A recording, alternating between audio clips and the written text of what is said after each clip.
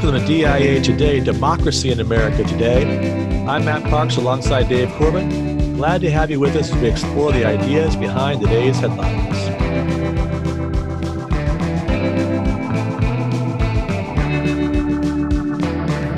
How's your week been, Dave?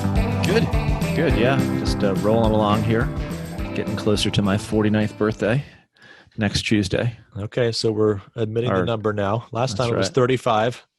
Gained a fortnight in a week. So okay. It's still been a good week, even though it feels like 14 years. So Yeah. Well, 49 isn't 50, so that's positive. All right, well, good. So last week and this week, we've kind of paired these episodes together as we're taking a look at the key battleground states for the presidential election. Last week, I'm sure you all listened, but in case you didn't, we talked about Florida, North Carolina, and Arizona. 3 states that are traditional states that need to go red in order for a Republican candidate to win. This week, we're shifting our focus to Pennsylvania, Minnesota, and Wisconsin, 3 states that until the last election were thought to be part of the big blue wall that would guarantee a Democratic victory.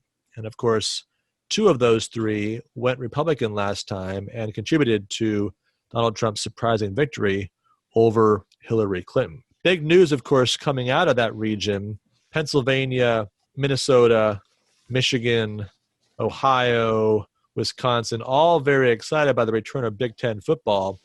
Will that be the deciding factor here? I remember way back when, maybe 2 months ago, saying that there's something about the Big Ten not playing or playing that would have an impact on the election. So I was kind of interesting that this week President Trump taking credit for peace in the Middle East and football in the Midwest. So let's turn to the headlines. And again, our focus is going to be on Pennsylvania, Wisconsin, and Minnesota. And Dave's going to give us some analysis of some of the key counties to look at in those particular states. But before we go there, we just want to take a big picture view of the overall map. If you go on RealClearPolitics, which is our kind of go-to site for all of this, they've got Joe Biden starting with 222 electoral college votes and 125 for Donald Trump, with 191 listed as toss-up. Now we're going to take 10 of those 222 and put them in the toss-up pile, that's Minnesota, and say there's basically 201 votes in play.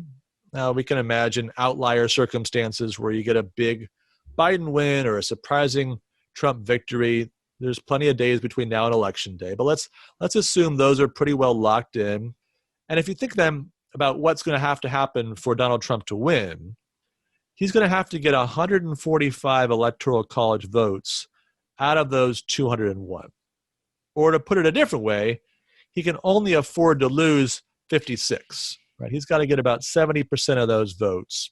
And of course, if Joe Biden can get 58, then Joe Biden wins. Obviously, 57 is the disaster scenario of a deadlock tie, and we go to the House of Representatives. Now, it's interesting, given the groups of states we're looking at last week and this week, that Pennsylvania, Michigan, Wisconsin, Minnesota, together, that's 56 electoral college votes. Okay, so it's theoretically possible that President Trump could lose all those states, all 4 of those states, and win the election if he can carry all the other toss-up states. That would include New Hampshire and Nevada and Texas and Florida, Georgia, North Carolina, etc. So if he gets all those other states, he can afford to lose Pennsylvania, Michigan, Wisconsin, and Minnesota. On the other hand, the 3 states we looked at last week, Florida, North Carolina, and Arizona, total those up, you get 55. So again, there is actually a theoretical path where he loses Florida, North Carolina, and Arizona and can still get to 270, or in this case, 271 electoral college votes if he wins all those other toss-up states. Now, another way of looking at this is to look at the polls and to work our way down the list from those states where he's furthest behind Joe Biden to the states where he's the closest. And so if you do it this way, Minnesota is the state furthest out of reach. Joe Biden has about a 10-point lead there in the RealClearPolitics average. Next is Wisconsin, 6.7-point lead. Then we come to Arizona at 5, Michigan just under 5, So that's 47 electoral college votes. Assuming he wins all the other ones, that would mean he'd have to get Pennsylvania, Florida, North Carolina, New Hampshire, Nevada, the rest of those toss-up states. He can win, losing those 4 that are furthest away from victory at this particular stage of the campaign. But it does mean he's got to win Pennsylvania. Pennsylvania, we're currently, according to the RealClearPolitics average, he's about 4.3 points behind. And of course, it assumes he gets Florida, North Carolina as well. So this is the map as it's beginning to settle down. And as you look at the map, Dave, and as you think about some of the research that you've done and some of the analysis that you've done, what are the kind of scenarios that you're looking at, that you're imagining watching for come November 3rd? A Halloween type scenarios or scenario. So one of the neat features on the RealClearPolitics site is that you can create your own map. So you just click the Create Your Own Map button, and then what'll happen there is you can take a look at the states that are in gray, that are toss-up states, and you can put them in one of the 2 campaigns. So first thing I'm going to do when I look at your map that you have there, Biden at 212 and Trump at 125, is I'm going to take Texas, 38 electoral college votes, and I'm going to put that in the Trump camp. I'm going to do the same thing with Iowa. I'm going to do the same thing with Georgia. And then from last week's conversation, I think I came out of that research more confident that Trump could hold Florida and hold North Carolina, but in all likelihood, he is going to lose Arizona. He's going to lose Nevada. He's going to lose New Hampshire. So when I do that, and I give Trump Maine 2nd Congressional District and Nebraska 2nd Congressional District, we are left with 64 electoral college votes, or 74, excuse me. And those 74 consist of the following 5 states: Minnesota 10, Wisconsin 10, Michigan 16, Ohio 18, and Pennsylvania 20. I give Trump Ohio. Track with me here. I give Biden Michigan. And now where we're at, 249 to 249, with the 3 states that we want to discuss today. Minnesota 10, Wisconsin 10, Pennsylvania 20. Now, what did my research tell me today? I think that Trump very likely takes the state of Pennsylvania. He's popular there in regions. I think he can continue to build upon his success in 2016.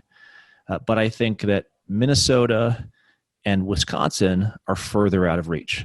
Don't do this, Dave.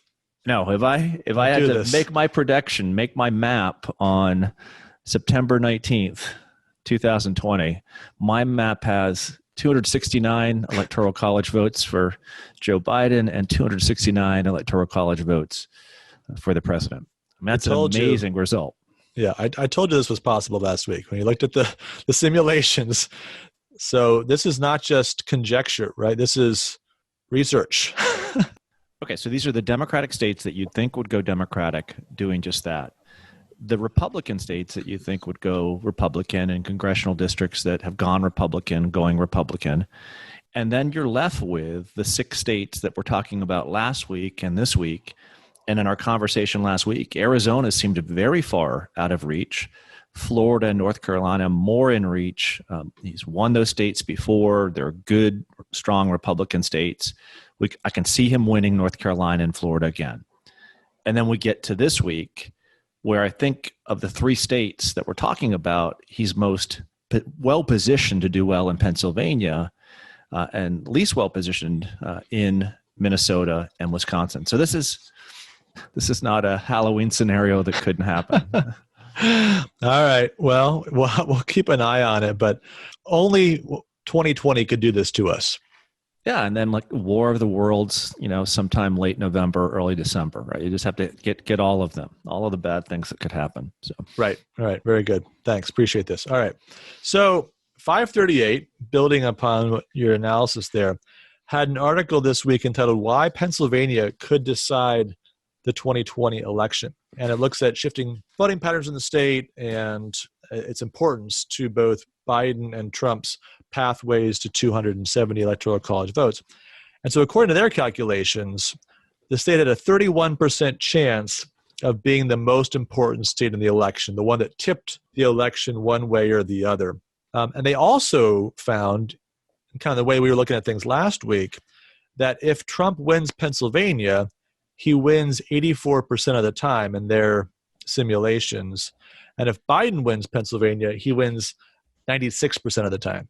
So again, both sides, this is one of those states that makes a huge difference. We said Florida was that kind of a state last time, and now we're saying Pennsylvania, especially of the three that we're looking at today, has this outsized influence on the overall outcome of the race. And again, not surprising because these are the two largest states we're talking about, 20 electoral college votes in the case of Pennsylvania and 29 in the case of Florida. So let's start with Pennsylvania, Dave. Let's take our deeper dive.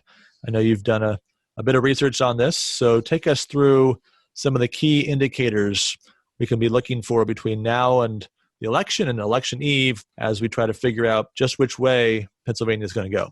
Well, when I looked at Pennsylvania, what I saw is an important macro level shift that's taken place between 2008 and 2016 that's heading in the right direction for Republicans, and in particular, because this is going to be a central tenet of what I have to say, in particular for President Trump.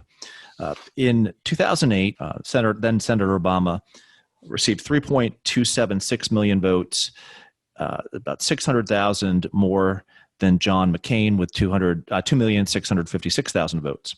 In 2012, President Obama's vote count went down dramatically. He lost 300,000 votes down to 2.99 million votes.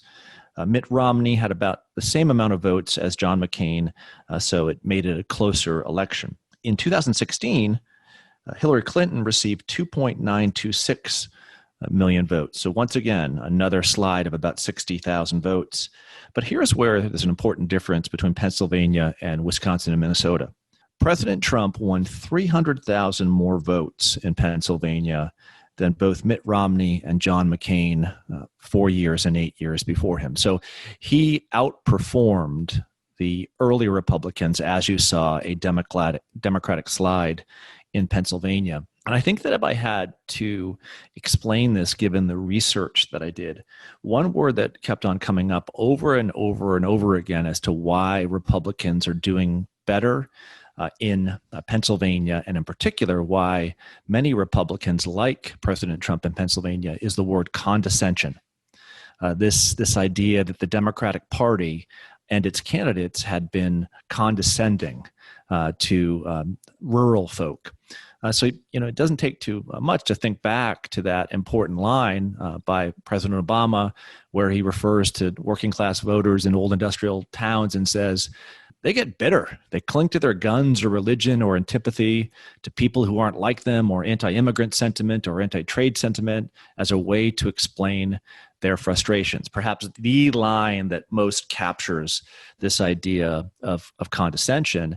And I think it's really kind of a reaction to that condescension that has served President Trump well in Pennsylvania, and I think might serve him well once again in this election in 2020. With this caveat, I'll say it over and over again in today's show, perhaps the worst candidate that Democrats could have put forward in the Midwest, in a place that is reeling, was Hillary Clinton, who seems to be the perfect representation of the condescending personality who doesn't care for the people in these places.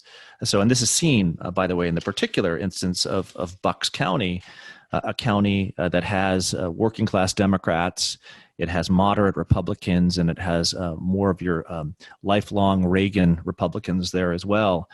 And that's a place where she did well among elite voters, but she had a much harder time convincing lifelong Democrats, working class Democrats, to vote for her.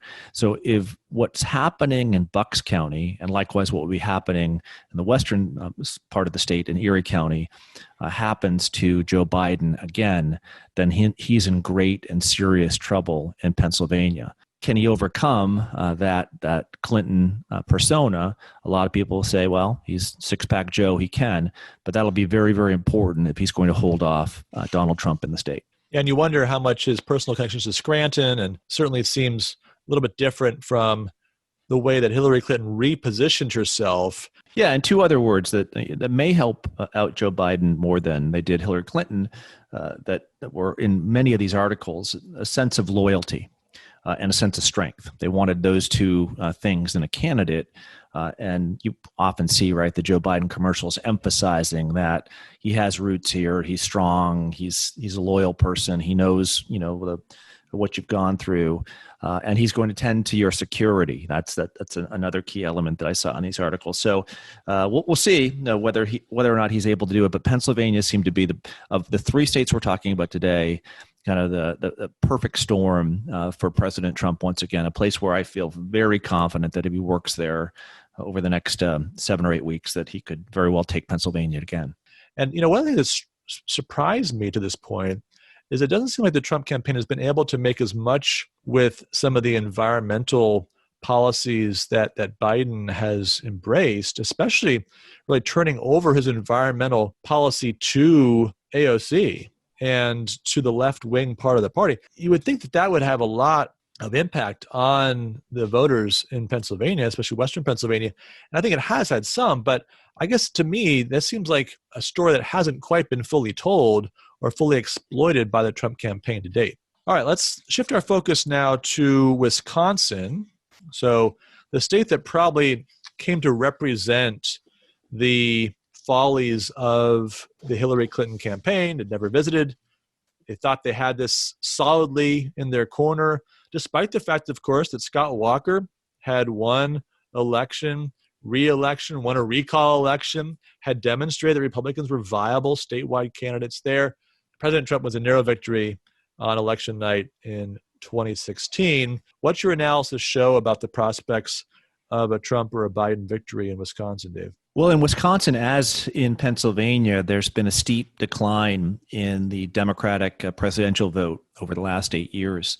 You had President Obama receiving 1.67 million votes in 2008. That number declined about 60,000 in 2012 to 1.62 million, and then declined, as you mentioned, tremendously in the 2016 race. Hillary Clinton only received 1.382 million votes, a decline of 240,000 votes. It's a dramatic decline of 15 to 20% of the vote from the 2012 election. Meanwhile, on the Republican side, John McCain received 1.26 million votes in 2008. Romney, perhaps with help from Paul Ryan, his vice presidential running mate, received 1.4 million, a little over 1.4 million, and Trump received around the same, 1.4 million in 2016. So actually, Trump received less votes than Romney in Wisconsin, but won Wisconsin, which is the telltale of what happened there. So what I wanted to do in Wisconsin is take a look at, where were the counties where there was a dramatic shift in the vote. And there are two counties in particular, and we'll thank our research assistant once again, who we're looking for a pseudonym for highlighting these two counties, Juneau County and Richland County, which are rather small counties, 18 to 25,000 individuals. But in both of these counties went dramatically in the direction of President Trump in 2016. So let me put that in real terms. In 2012, the Democratic candidate received 53% of the vote. The Republican candidate received 46%. Trump increased that number from 46 to 61% in Juneau County. So he really kind of flipped the electorate in Juneau County. And the same thing happens in Richland County. So the question is, what is going on in these counties that make Trump so appealing? So I took a look at economic data, and certainly these counties haven't fared well economically over the last 10 years. They're counties that really over the last 70 years, they have population increases and then declines. And really steadily over the last 10 or 12 years, people have been moving out of these counties. So then I went to the local newspapers, the Juneau County Star-Times and the Richland Center Newsbreak. And it was really interesting when you looked at those two newspapers as to what's being highlighted in the local news. And really two things come out over and over again in the local news. crime and COVID over and over again through the pages of these papers. So then I looked at crime data in both of these counties. And what I saw was that crime data was actually going down. But when you look at the newspaper coverage of what's happening in these rural counties, it paints a rather bleak picture. It'll be interesting. This is, I think, the key. In the exurban to suburban parts of Wisconsin, where there's been a less dramatic shift in terms of the economy and all the rest, will those people come out and vote for President Trump, or will they vote for Joe Biden? And someone who knows a lot about Wisconsin politics, Scott Walker, emphasized just this.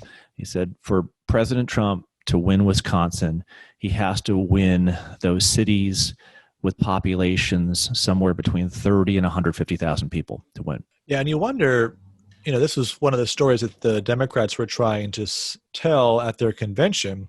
Say, well, okay, you have this group of people that are down and out. They've struggled across the decades, but now you've been president for 4 years. And if things haven't improved, if COVID is the story and the secondary story is crime, and you've been president all this time, obviously the Democratic message is, shouldn't you have fixed this? You wonder if the same playbook will work for Donald Trump 4 years into his presidency that worked in 2016. Can you still be the outsider who cares in a way that Democrats say they care but actually haven't? Yeah, and that was interesting, that what you pointed out, that Donald Trump in Wisconsin is running as the outsider candidate, the non-Washington, D.C. candidate, which is interesting. And if he can pull that off, and certainly there's a way I think that he can pull that off, if he can point out that he's kind of up against forces in Washington, D.C. that wouldn't allow him to do some of the things that he would like to do, and that he needs to do more of them, perhaps he can win over those voters. But that's going to be a problem for him if voters don't buy that. And then the second thing is that, of course, when you lose 240,000 votes between 2012 and 2016, you pay closer attention to the state. And I think this is exactly what I saw in doing research, that Democrats are working Milwaukee hard in particular. In addition to Madison, they have great get out the vote efforts, or better get out the vote efforts than they had in 2016, which isn't saying that much, but we'll see. I do think right now, if I had to pick between the two candidates who would win Wisconsin, I would probably go pretty strong with Joe Biden right now in Wisconsin. Excellent analysis there. So let's now shift our focus to the last of the three states, Minnesota. We mentioned that the poll numbers there are pretty strongly in Biden's favor, but there's been a lot of talk about Minnesota being a state that Donald Trump could surprise in, sort of maybe the Wisconsin of this cycle. And yet, you look back through the history, it hasn't been since 1972 the Republican actually won in Minnesota. And of course, that includes Ronald Reagan's landslide in 1984, where Minnesota, the home state of Walter Mondale, was the one state that he lost, in addition to Washington, D.C. So you wonder, is this a real possibility?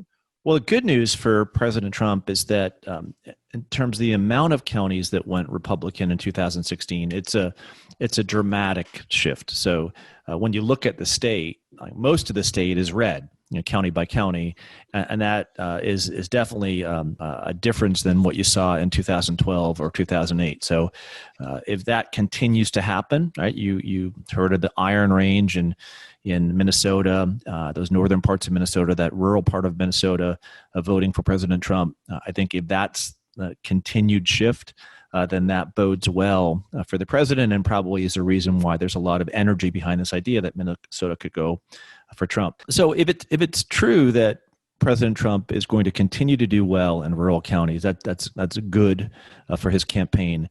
But I think he's going to have to do better in these more independent, diverse counties closer to the Twin Cities, such as Dakota and Washington counties. These are counties, by the way, in which Republicans did quite well in 2008 and 2012, but in which Donald Trump's performance in 2016 was quite disappointing. For example, Donald Trump receives 5,000 less votes in Washington County and 10,000 less votes in Dakota County than did Mitt Romney. So even though Hillary Clinton did not do well in these counties or did not do as well as Barack Obama, she's still able to take the counties and still able to take Minnesota. So the question is, well, why? A lot of what you hear when you read into these counties is this kind of great sense of independence and of balance and kind of the middle of the road and kind of a Minnesota pride in not being excessive in one direction or another. So, I mean, that may be particular to those two suburban counties, but that's very important. If a lot of Minnesota can be won by President Trump by winning those suburban and exurban places, and those places are defined by their commitment to being middle of the road, independent, or wanting balance, those certainly aren't words or concepts that you think of when you consider the Trump presidency, or at least the way that it's been reported and the way that kind of he's acted out the role. So I'm wondering whether this is, I think, the key for those counties, is the way that he talks about politics. Does that turn more people off than the hyper-progressivism that has also turned Minnesota people off? So it's kind of a question of two excesses, and which excess will be the demise of the Trump campaign or of the Democratic Party in 2020? Great. Well, that's going to wrap up our survey of these three battleground Midwestern states, Big Ten country states. Sounds like, Dave, that Pennsylvania is the most likely to land in the Trump column, and that Wisconsin and Minnesota will be challenging. But as we've seen looking at the map, there's really no path to victory for President Trump without that Pennsylvania, North Carolina, Florida nexus. Yeah, that would be my key takeaway as well, Matt. I think that he has to win those three states: Florida, North Carolina, Pennsylvania, and that's where his energy should be these next 7 weeks. So that's my takeaway of our last 2 weeks of research. And it wouldn't hurt if he snagged another small state somewhere so we could avoid the 269 disaster. Yeah, which if I had to guess right now, I would say New Hampshire, would be that kind of tipping point state. We both spent a good amount of time. I grew up in New Hampshire, and New Hampshire has an independent streak within it, and it can go one way or another. I wouldn't be surprised to see Vice President Pence, President Trump, Kamala Harris, and or Joe Biden in New Hampshire quite a bit as well in the next 6 or 7 weeks. New Hampshireites tend to get their access to presidential candidates. All right. Well, that's going to then be our transition to the required reading. And yesterday was Constitution Day, the 233rd anniversary of the signing of the Constitution by members of the convention. And our goal last week and this week was to have one eye on the presidential race and one eye beyond. And so in honor of Constitution Day, Yuval Levin had a great piece up at National Review talking about the Constitution and really asking the question, which seemed like an obvious question, but he had an interesting answer. What is the Constitution? And his analysis as he worked his way through the answer was that there's really 4 different ways of thinking about what the Constitution is. I mean, the same document and all 4 answers, but 4 different ways the Constitution works, 4 different jobs, you might say, the Constitution takes up. What he's trying to do in the piece is push us toward a deeper level of engagement with the Constitution and a deeper appreciation for its role in the American regime. So here's his understanding of what the Constitution is. Number one, it's a legal framework. And so we think about when judges have to decide constitutional questions, they have a text that they go to. And so when they have to figure out what does interstate commerce mean in Article 1, Section 8, they go to the text, they work through that, they make rulings on that basis. Secondly, the Constitution is a policy-making framework. It sets the boundaries between state and federal power. It describes the basic process whereby policy is made. Think about the Article 1, Section 8 list of powers. Here's the things the national government does. Here's things that states implicitly can do that aren't on that list. So as you're thinking about how you advance your policy goals, you think about doing that within the boundaries of the Constitution. Those are the two, by the way, that he thinks most people focus on when they think about the Constitution. The legal framework, the big constitutional decisions that Supreme Courts make, and then the policy side of it. How do I advance my agenda? But there's two more.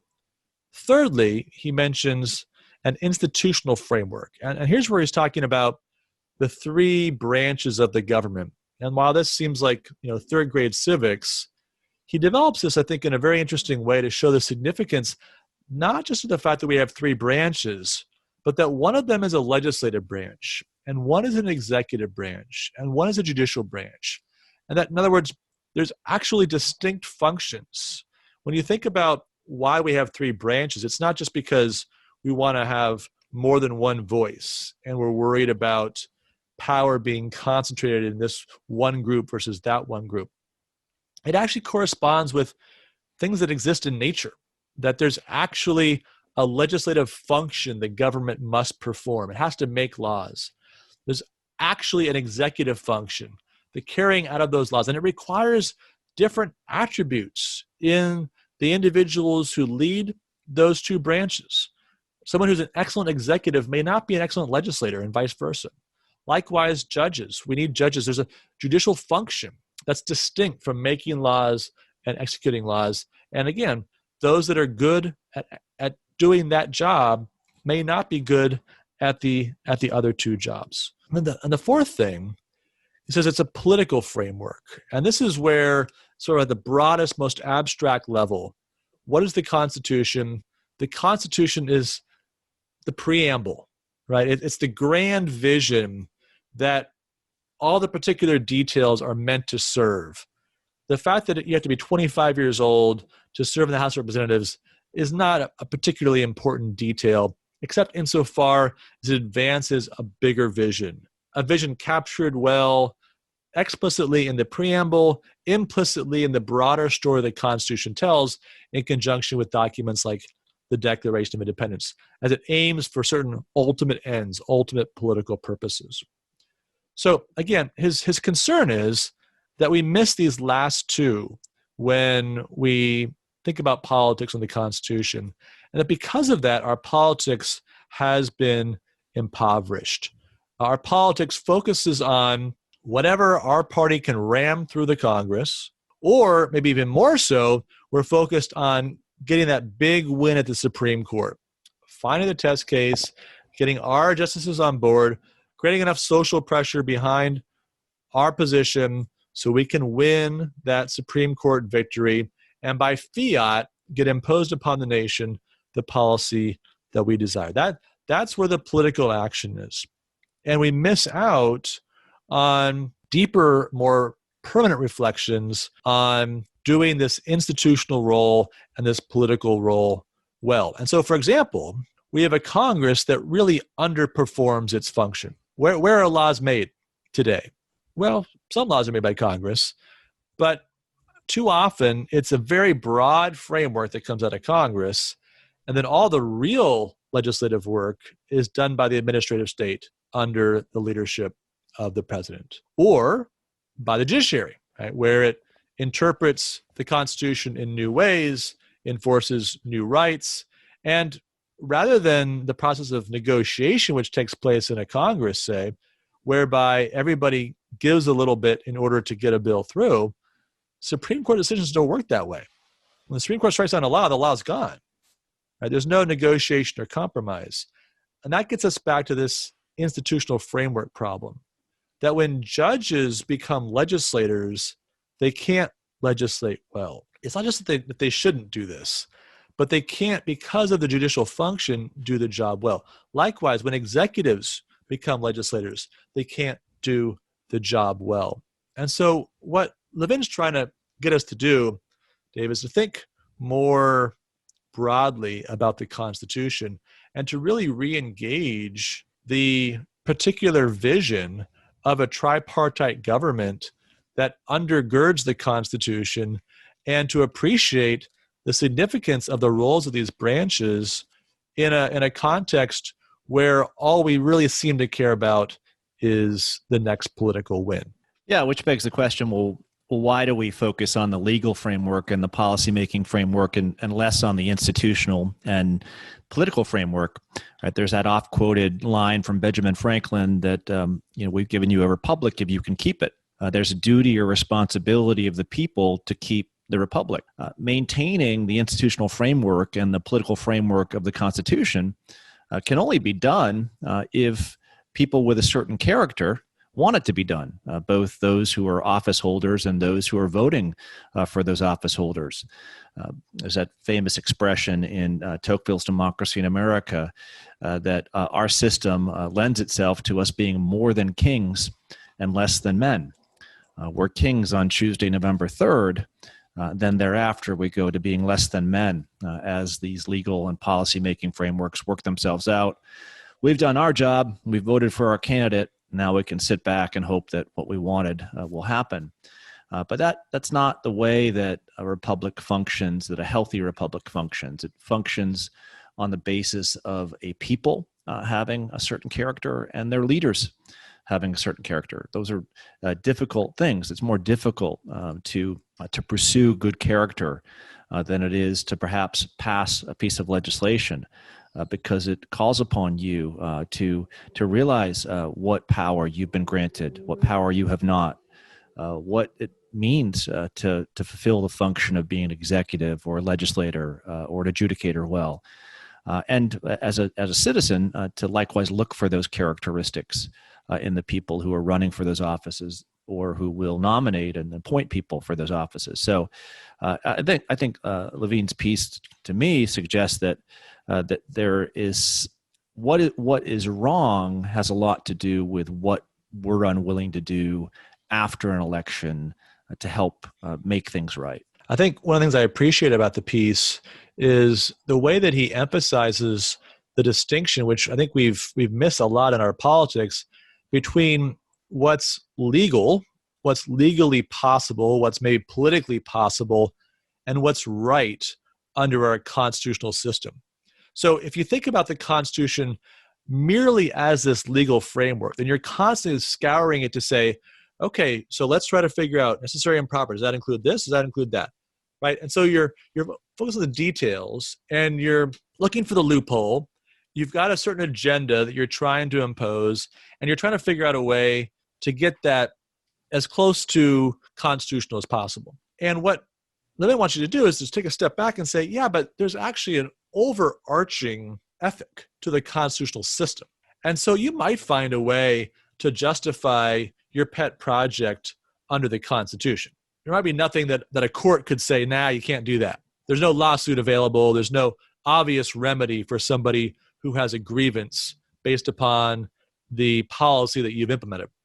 But it might still be wrong to do it. It might still be unconstitutional in a deep and fundamental sense, in that it's unrepublican. What Levin wants us to do is to say that to be constitutional means more than finding a way to get it past the courts, right? That there's a broader set of principles, a set of virtues that are embedded in the Constitution more implicitly than explicitly, and yet are just as important, if not more important, than the particular details that we can have our squabbles over from one Supreme Court session to the next. Think of the Federalist Papers, Matt. We spent a lot of time, I think 2013 through 2015, going through each of the Federalist Papers. And one of the things that becomes clear when you read the Federalist Papers, which is the case for the new Constitution, is just how much of the project, above and beyond introducing a new modern science of politics, deals with questions of character. You think of the most famous Federalist Papers, Federalist 10, Federalist 51, even Federalist 1.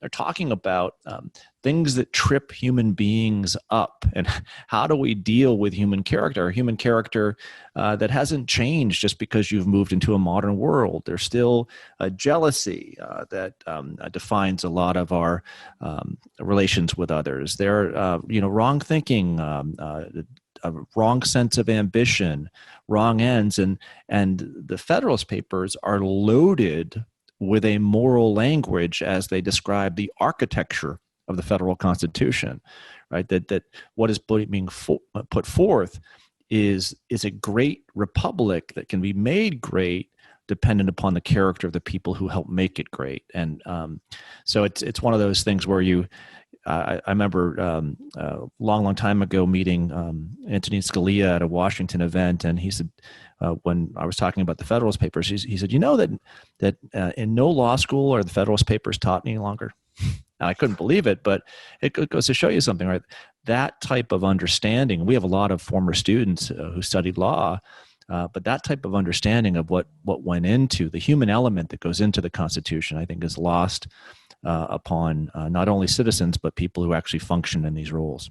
Politics is not simply transactional. It's about matters of right and wrong, justice and injustice that requires hard work of everyone. Yeah, I think that's just where Levin wants to leave things at the end of this piece, for people to appreciate that it's really time for the American people to reclaim their Constitution, and not in like a flag waving, we're taking our country back kind of way, but to say, no, this is actually a document for us, right? This is a document that speaks to us, that has instruction for us. This is not just for the lawyers, not just for the members of Congress who are trying to figure out how to get their law through, not just for presidents who are trying to figure out, can I find some justification for the exercise of this new form of executive power, on my pen, my phone, to do some things that maybe it hasn't been able to do up until this point. But it's actually for people, that the Constitution speaks to people and instructs us as citizens and allows us to then engage as we do, not just in elections, but the other days of the year and of the quadrennial period, engage as citizens in a meaningful and hopefully productive way in aiming toward the common good. So as we wrap this up, just want to raise a possibility here. Dave, you mentioned our work on the Federalist some years ago. And if I'm looking at the calendar, there are 45 days from the day when this episode's published, September 20th, to Election Day. So 85 Federalist essays, 45 days. 2 Federalist essays a day is a lot to ask. If you look at the outline of the essays, you find that beginning with Federalist 37, you start to get into the Constitution itself. You've got 14 essays on the virtues of the Union, 8 essays on the vices of the Articles, and then 14 essays on kind of the general powers of government that are required in order to save the Union and improve the Articles. But with 37, you begin to look at the details of the Constitution. From 37 to 85, that's the basic theme the rest of the way, and it's under the broad heading of the republicanism of the Constitution. So if you want the heart of the Federalist teaching on republicanism and the heart of its encounter with the text of the Constitution, you go 37 to 85. Now that's 49 essays, so we're getting there, right? We're getting pretty close. I'm going to excuse you from 4 essays. There's 3 essays, 59 to 61, on the debate over whether it's proper for Congress to be able to set the time, place, and manner of elections. Read those if you have time. It's okay to skip them. You've also got 67. If you're still fired up about the injustice of the anti-federalist Cato intentionally misreading the language on who gets to appoint senators when a senator dies, then definitely read that essay. But if you want to let that go, you can skip that one too. And so you get 45 essays, 45 days. And the beauty of it is you don't just finish on Election Day. But Essay 85 has this beautiful passage about a third of the way in where Hamilton is basically turning the matter over to the people. They spent 6+ months feverishly writing essays, an amazing project to try to defend the Constitution. They've done what they can do. The product of all their learning, all their effort, Madison, Hamilton, a little bit of John Jay. And now it's time for the vote to be counted. The New York and Virginia conventions are going to begin shortly, and they've done all they can from the standpoint of making the argument. And so he turns it over to the people and says, now it's in your hands. Prove you're worthy of self-government, in essence. Do not allow any partial motive, particular interest, pride of opinion, temporary passion or prejudice to get in the way of your judgment, but rather according to the best of your conscience and understanding and the sober and genuine dictates of your judgment, choose well. And while that's a charge related to the Constitution, and obviously the stakes are higher, thankfully the stakes were higher in that vote than they are in any quadrennial vote for president or biannual vote for Congress or whatever. Nevertheless, that charge, I think, is a good charge for every American voter to take up, that you have a responsibility to prove yourself worthy of self-government. So what you're asking here, Professor Parks, is for our listeners to spend as much time reading the Federalist Papers as they have watching Hamilton over and over and over again. I was going to say there's something more to Hamilton, that he's not going to miss his shot, right? That he's actually giving us a shot. And you see that shot in Federalist 1 and Federalist 85, which is probably where I would begin if you were going to get inspired to read those 45. Read 1 and 85, where he talks about you, and then go to those essays, like you mentioned, 37 through 84, where he goes through the character of each of these branches of government, these institutions, what type of people we're looking for and why. And you've done that. You've done your part of as a citizen these next 6 weeks to put things in their proper stakes and proper context. Okay. Well, we're going to now turn to the grade book. And as we do that, and as we, again, try to think a little bit longer term, I want to think about the way that certain institutions and individuals on the center right, part of the broad coalition of those on the center right, contribute or don't contribute to the health of the republic. All right, Dave, so I'm going to start with your favorite, Republican Party establishment. The RNC, Mitch McConnell, what do you think? Yeah, I mean, I think that it tends to be conservative, but not the conservatism that I embrace. It's conservative in the sense that it conserves its power. It's interested in maintaining its place, being able to open doors or have doors opened for it. Do I believe that the Republican Party establishment is one that is going to work toward the goal that we've put forward, that Levin says is necessary, in which we understand that more human element to the Constitution? Probably not. But if I know anything about the Republican Party establishment, if it notices that something good is going on, it won't get in your way. It'll put its finger up in the air and say, okay, this may be something silly, but that I wouldn't be interested in doing, but all right, if it doesn't hurt me, I won't be against it. That was my experience in New Hampshire politics anyway. So I'm going to be kind and give the Republican Party establishment a D.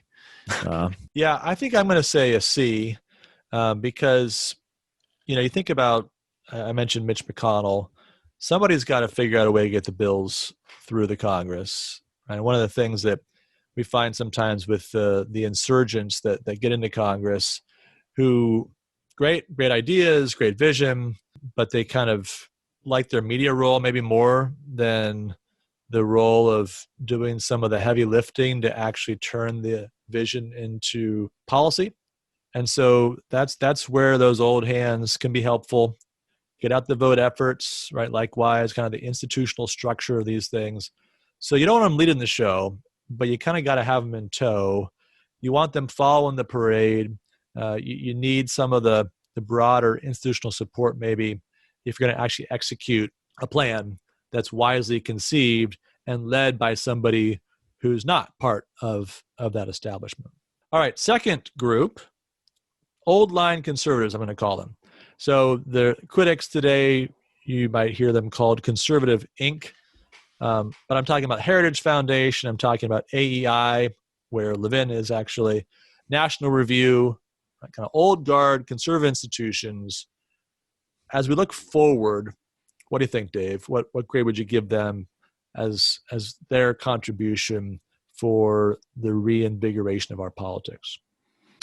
Well, I think the argument that's been made against Conservative Incorporated is a good argument, but I'm not so sure that that's what was intended by the people who became part of Conservative Incorporated. So I think a lot of great discussions took place at a variety of different symposia and all the rest, and we've been to some of these in Washington, D.C., but I think oftentimes that discussion led to nowhere.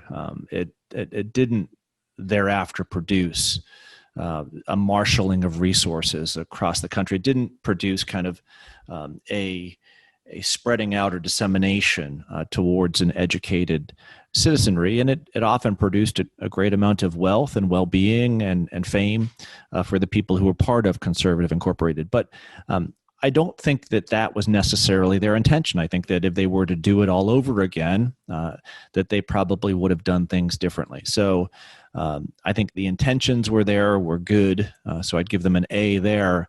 But in terms of the follow-through, it didn't really work out as it was supposed to. So it was more of a C- in how it worked out, which you have to average it to. I'd probably put old-line conservatives somewhere around a B. So what would I hope?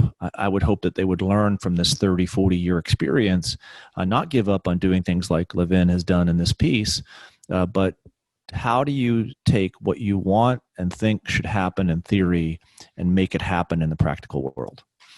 That's how you move from a B- B to an A. Yeah, there's no doubt that has to happen. And that's one of the weaknesses of the conservative movement, the old line conservative movement. I think the difficulty is that those that are challenging them on the establishment side don't have any ideas and are too pliable when it comes to principles. And then the kind of insurgency we're going to talk about next has some ideas, but more has kind of a mood, right? Has kind of a feel to it. And so while it may be that the old line conservatives, one more white paper coming out of Heritage or something, doesn't always move the needle in terms of the political conversation, somebody's got to do some of this work. Somebody's got to come up with creative proposals. Somebody's got to advance intellectual arguments, even if that's not the sum total of the matter, right? Even if you can get lost doing that and keep, get your eye off the ball of actual advancing a policy agenda and achieving political ends, someone still has to do that. And what I don't see is anybody else out there on the center right who's well positioned to do that. So I'm going to hope that, as you say, some of the lessons have been learned over the last decades, and that in the absence of anybody else being well positioned to fill this gap, the intellectual gap, that this group will revitalize itself. And I'm going to say a B+ moving forward. All right. Thirdly, we've got the conservative and populist insurgents. And this could be more recent. So like Tucker Carlson, American Greatness, Turning Point USA. But Rush Limbaugh, I think, has really positioned himself in this way, even though he might have been an old line conservative in another era, but he sort of rebranded himself, I think, for the Trump era. Others have as well. So how about that group as we move forward, regardless of what happens on November 3rd? Right? How does that group fit into the mix as we move on from here? Well, I think the challenge for that group is if you can rightly identify something that's wrong with the conservative movement, Conservative Incorporated, at that point, do you thereafter humbly try to propose a remedy in which you're working with those individuals who, or those groups who kind of turned the conservative movement in the wrong direction or didn't allow it to kind of marshal its resources in the right way? So do you work to improve, to make that which wasn't great better, or do you just continue to be upset at that old guard for what they did wrong? And so I'm very much in favor. I think Rush Limbaugh has done tremendous things. I very much enjoy Tucker Carlson at times. There are some great pieces that you see on American Greatness, but I think there's got to be a level of respect, a form that is sometimes lacking here. So I would once again say the correction is necessary. So that's why I give the conservative and populist insurgents an A-A. But the manner of proceeding and trying to build a coalition thereafter can't simply be pointing a finger and winning at all costs. So that part of it would be more average. So likewise, I put them right around a B minus B with the hope that, I guess what I'm trying to say here, Matt, is that I don't see it as necessary that these two groups, the old line conservatives and these populist insurgents, can't find a way to come back together. I'm hopeful that if we're going to overcome the hurdles, the mountain actually that's before us, that's going to have to happen. I agree. I think there's probably some things on both sides. There's definitely a matter of humility and graciousness that's just lacking among the insurgents in general. I don't think it's productive in the long run from the standpoint of achieving the political purposes. So there needs to be some working together of these last two groups, really all three groups. That's the challenge here, right? They're all three going to have to play their part, and finding a way for the groups to work together well so that they can, where they have common ends, actually achieve their common purposes is, I think, critically important going forward. It's been a rough 4 years for this, honestly.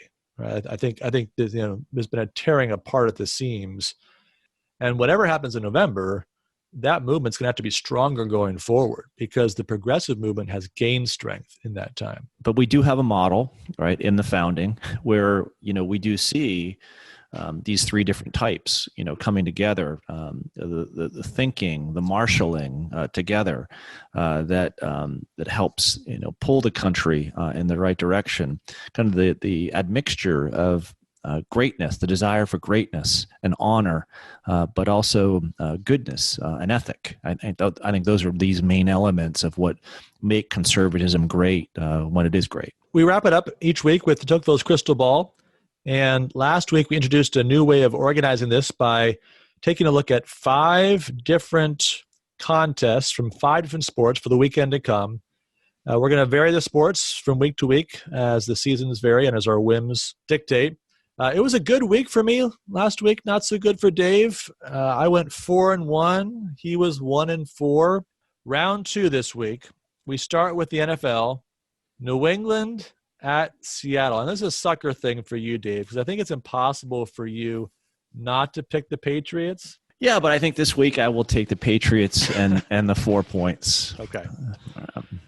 Yeah, well, I mean, a 3-point loss would actually be enough, right? So can they go on the road to Seattle? Always tough, those West Coast trips against Russell Wilson. Belichick's been saying some very nice things about Russell Wilson over the course of the week. But no 12th man, as the Seattleites are proud of their 12th man status. There will not be a 12th man on the field that day. So yeah, Patriots for the points. All right, I'm gonna say Seattle. I think Seattle got off to a great start last week, and I don't know, Cam Newton looked great, but I'm not sure they can do 15 carries for 75 yards every week.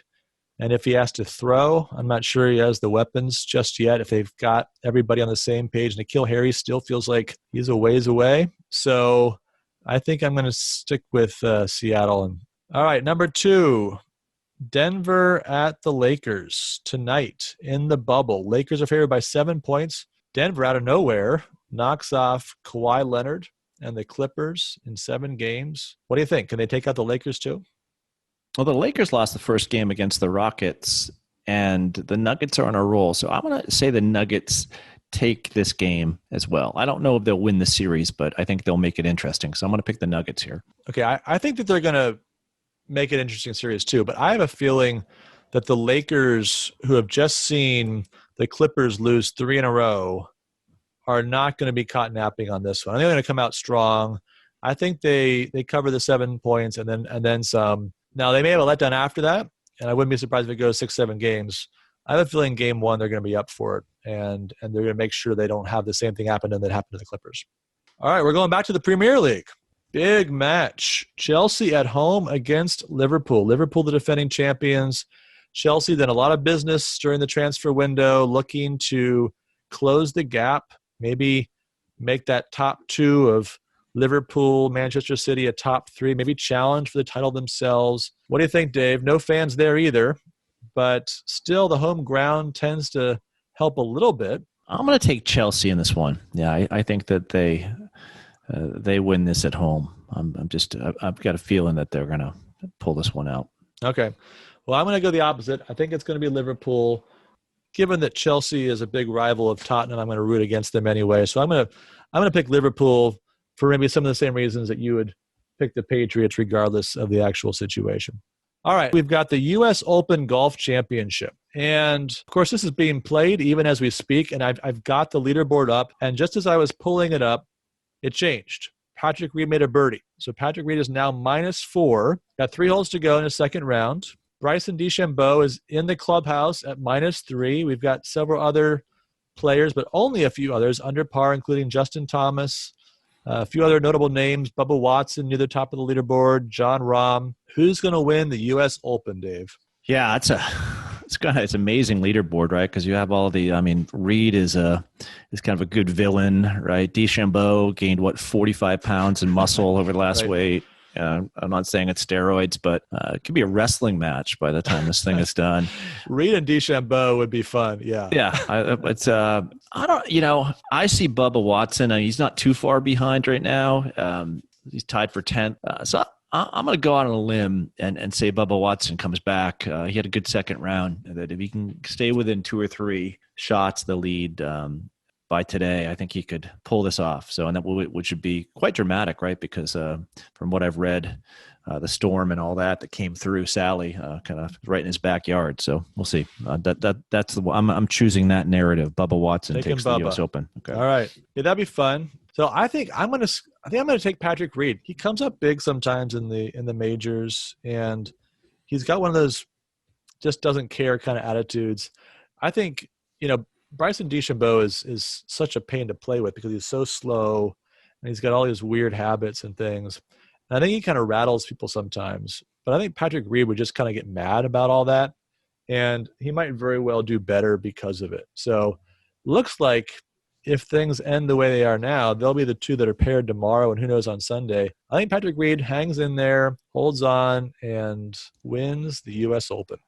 That's in your backyard as well, right? So it is not far from here. I know there was a time when we looked at some of these upcoming majors and we thought, we should really rent out our house during these tournaments, and even the U.S. Open tennis, right? Not too far from where we are. Right. But that was before COVID. We've got one more. We saved the best for last, the most important.